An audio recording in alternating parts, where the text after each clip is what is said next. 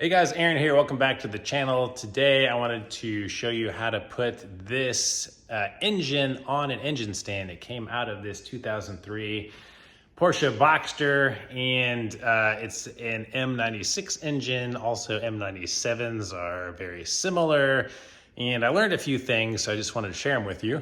I got this stand from Harbor Freight. I had the 1,000 pound one earlier. I took it back and got the 2,001 instead because they finally had it in stock. I made a fancy little video on it. I just bought my very first engine stand. Bam! Harbor Freight, $99. But now we got this one. And I wanted to share how these things work because I've never owned one before. So these arms are to be able to move around on any engine and take a bolt, stick it through here, that's a hole, and attach it to the engine somewhere in 4 locations. And then that allows you to, by removing this pin, rotate the engine around to any orientation and work on it. But the thing I learned about this engine is this is the transmission side where you would mount them, where these bolts are. The problem with that is that I want to split this engine in half and get inside it. And you can see right here is the line where the case is. So it comes apart like that. So if I were to use this stand or one like it and bolt it up around here, I'm not going to be able to split it in half. Or if I just connected it to 2 sides over here, it's really not going to be strong enough to hold it without snapping the case. So they sell things like this, which are specific to this engine, and they have the bolt holes lined up so that you can reach it, and when it's on there, it's nice and open in the middle, so you have access to the IMS bearing and the RMS and the bolts that you're gonna need to get to open this up or to assemble the engine if it's already disassembled. The other thing you're gonna need is either to have this on a table and be able to slide it all the way up to the edge so that you can attach this piece and then get it to the right height to stick it on your stand, or an engine hoist like this guy so that you can lift the engine up in the air and get it orientated to your stand and attach it that way. So I'm going with the engine hoist since we have one here. And these are the stock transmission bolts that I have removed, and they're just threaded in a little bit. They do go in further, not a whole lot further though. So as you can see, they would be too long for this. So I have a bag of other bolts. I'm actually borrowing this from my buddy Conrad, who lives really close to me. And I ordered another one of these on Amazon where he got it. So I'll put a link to this in the description in case you want one. Like Porsche sells one, they're like, I don't know, $1,000 or something. So this one was 300 bucks shipped. And he gave me this bag of bolts. So this is what he uses to attach the engine. And he's got some spacers in here, which are pretty cool. It's like just a concave washer to help with the length of the bolts to get it so that you can get them far enough into the engine block, but not be hanging out. So once I figure out what bolts these are that I'm going to be using, I will try to get some measurements for you and put them in the description. And for the building process of this, you want to start with bank 1 being attached when you're adding your crankcase. So we'll hopefully see that in later videos once I get into it and get it apart, and then I'll have to rebuild it. But bank 1 is going to be over here on this side. All right, I already learned something new. So my goal was to lift from here and have the strap come around the back to the engine mount. It's still on there from the front. To lift this up after this was installed to put it on the engine stand. But when going to attach this guy, which lines up really nicely, so this hole right here goes over that pin. But then when you rotate this up to line up the other holes down here, it hits the bracket up here and doesn't allow you to rotate it far enough. So Conrad, who gave me this, didn't have that issue because his engine was from a 911 996. And they don't have this thing on there because the engines in those cars are what do you call it? Turned around the other way. And if this were on there, it would be hitting his firewall. And I believe the purpose of these is to support the engine in the Boxsters and Caymans, the mid-engine cars, when removing the mounts for the transmission. And you take the transmission off, so the back end of the engine would have no support because the only engine mount is on the front of the engine.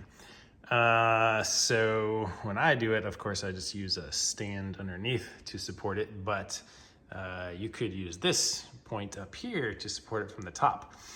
So new plan of attack, I'm going to just go ahead and remove this.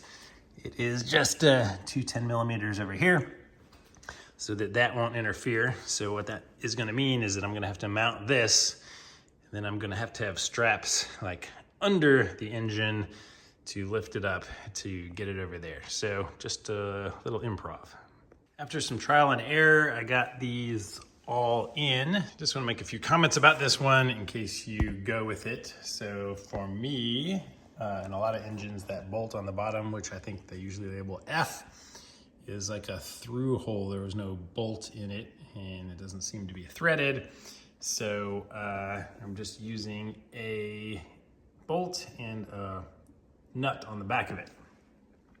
That's loose, of course. I'm going to take these out and measure them and try to figure out what kind of bolts, because I'm gonna have to return these bolts. So I'm gonna have to get similar ones for myself here. So this one actually is a through hole, and the one on the top that had that little stud is a through as well.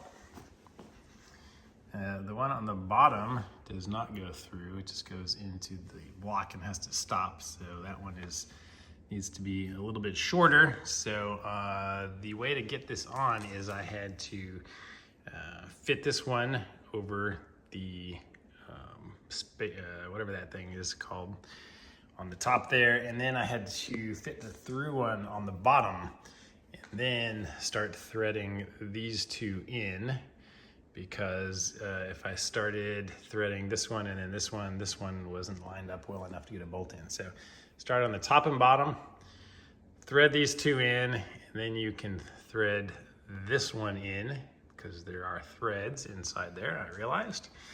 And then you just put the nut on the bottom one, and you got 4 locations where this is locked onto the engine. Okay, the bottom bolt down here, or the second one up if you're counting the one that we're not threading, is about 47 millimeters deep from the bottom of the washer to the end of the bolt. So that is, you want 47 millimeters to go in. So if your bolt is longer than 47 millimeters, you're gonna want a washer like this one. All right, this one was the next one up. It is about 53 millimeters from the bottom of the washers to the bolt. But again, this one goes all the way through, so you have a lot more wiggle room with that one. And this bolt that he is using here actually looks like your stock transmission bolt that goes into this hole here. So this is a reusable bolt from the transmission that you just removed. This one is shorter than any of the ones that we removed though. And lastly, our bolt from the very top hole here is about 58 millimeters from the bottom of the washer to that. Again, a through bolt, so you have plenty of wiggle room there. And I believe this is the same bolt as D that came out of the hole over here. And the little guy that we have through the very bottom hole that's not threaded with the nut is the thread length on this is about 52 millimeters, so you don't want anything longer. You can get away with something shorter than that though. And the diameter of this is smaller than the rest of them. Again, I'll try to take some measurements later on and update it in the description when I can get a more accurate reading on these things. This is the configuration I'm going with. So I got one strap hooked to the bar down there that we just attached to, and then the other two straps hooked onto the ends of the engine mount. So I'm going to lift this up a little bit, slide the table out, slide our jack stand in, and fit them. All right, it's my first time doing this, so bear with me.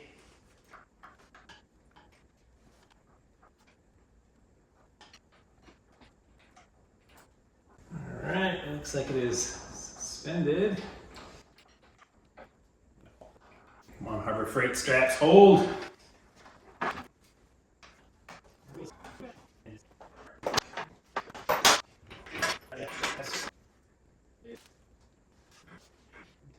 Let me lower this just a hair.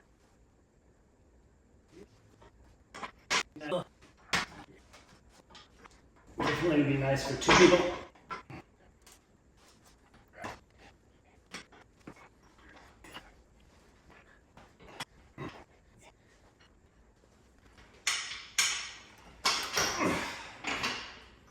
There we go. Even going just a little bit more. All right, with two people, this would be pretty easy, I think. There we go. I think that's seated. Let me show you what's going on here. So this has a hole in it for this pin to lock it in, and it's actually too far on here for the pin, so I was trying to pull it out a little bit, but the pin just locks it from spinning, and I'm gonna have to flip this thing upside down as my next step anyway to get to the bottom of it to get the pan off. So I think it's a success. I'm gonna lower the hoist the rest of the way, take the straps off.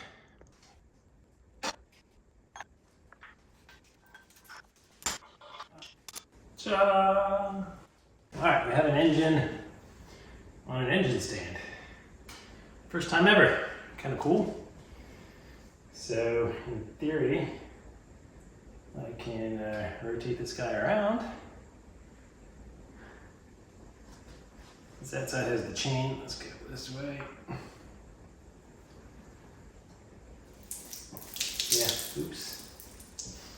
Oh yeah, forgot I still got a bunch of fluids and crap in it, so I'm gonna get something to put under here. Then when I can turn it, it'll dump that into a pan or something. So, oops, too late, already leaking. Yeah. All right, that's it, guys. So I hope this was helpful for you. If you're ever gonna work on one of these engines, you're gonna wanna put it on a stand, and you're gonna want that adapter. So again, I'll put a link in the description to it, and I'll try to update those bolts. But thanks for watching. Please give the video a thumbs up. Subscribe if you're not subscribed, and I'll see you guys on the next video.